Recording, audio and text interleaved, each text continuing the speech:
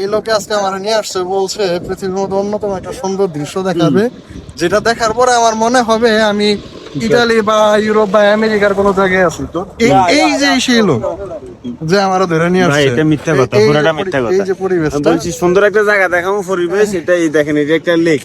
আচ্ছা আচ্ছা, এটা কি জার্মানির মধ্যে পড়ছে না ইটালির মধ্যে পড়ছে না আমেরিকার মধ্যে পড়ছে? তার জন্য তো কোনো দেশ থেকে ওটা বলে। আমি এর চেয়ে উন্নত না। হ্যাঁ। না, পরিবেশ দেখে কি মনে হয় এটা জনগণ বলবো। হ্যাঁ, পরিবেশ ঠিক আছে না? একদম ঠিক আছে, একদম ঠিক আছে। এই পরিবেশের আপনি কি বলছেন?